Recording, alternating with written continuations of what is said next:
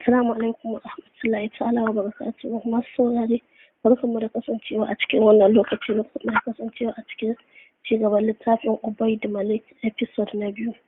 Akwai shakuwa sosai da kauna a tsakaninsu da duk su duka da iyayensu. Suna son junansu matuƙa, suna kula da junansu ba tare da tsayawa junansu a koyaushe. Kamar yadda ake karatun addini da na boko, su ma suna da wani ƙarin karatu, wato karatun al'ada. Sun yi karatun addini daidai misali, sun yi na boko wanda duk fiye da rabinsa na al'adunsu ne. Don haka gabaki ɗaya idan ka gan su kai tsaye ba za ka tantance su ɗin musulmai ne ko kuwa don al'adunsu a bayyane suke sosai tattare da su. Ganin mahaifinsu zaune ya sa dukkaninsu tsayawa can suna kallon sa cikin mamaki, banda Maryam da ta ƙara so da gudu ta faɗo kansa tana masa sannu da zuwa cikin yare. Kallon mamaki su kam suke masa, musamman da suka ga kaɗan su. Ita ba su take kallo, zuciyar ta fal da tunani, to shin a cikin su wace ce za a bayar a matsayin da gestasi? Nuru ba su da hayaniya, ba ta iya doguwar hayaniya bare rigima.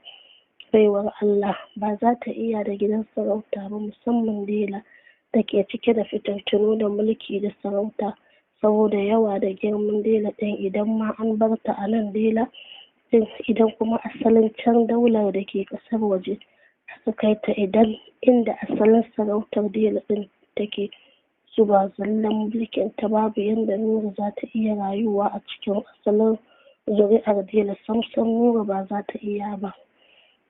Idan kuma Fatima ce, to ita ma akwai babban akasi, saboda Fatima mace ce mai tsananin son juya kanta, ba za ta iya rayuwa a cikin waɗanda mulki da iko ya gama ratsa jininsu ba, saboda ita din za ta zama ba kowa ba ce a cikinsu. Za su iya juya rayuwarta kamar suna juya kujerar zamaninsu, wanda taurin kai da bakin Fatima zai hallaka ta a cikinsu cikin ƙanƙanin lokaci. Ga sha iya saninta, babban burin Fatima shine auren mijin da ya gama fita hayyacinsa a santa, wanda ita ce za ta mulke su a cikin gidanta.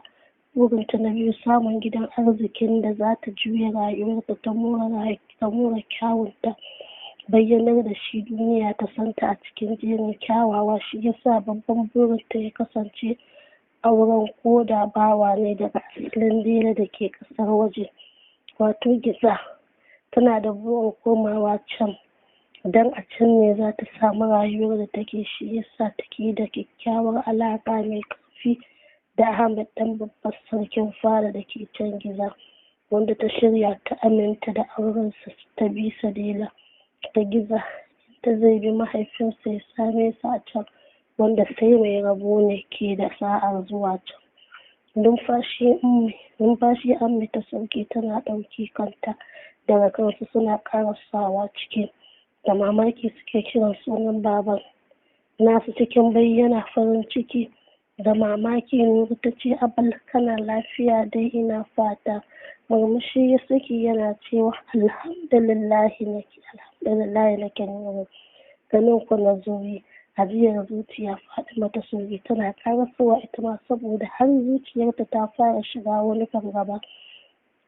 Jin abin da ya ce ya sa ta sakewa, ta karaso tana sakin murmushin farin ciki, ta zauna gefen hannunsu tana cewa, Abal, har na ji tsoron ganin ka, saboda jin labarin yau an harabar da shaidar sauyin yanci daga Abal ɗin. Har Ammi tare suka dago suka kalle ta da sauri. Zuciyar Ammi na harbawa saboda sanin akwai akasin ra'ayi a lamarin, musamman saboda yadda suka saba yaransu da rashin takura.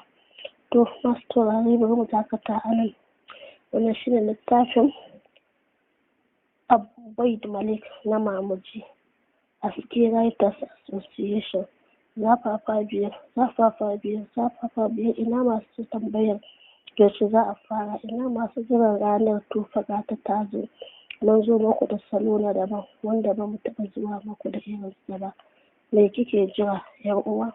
Ki biya naki ki karanta halaliyarki a cikin kwanciyar hankali da jin daɗi. Ki bari a baki labari.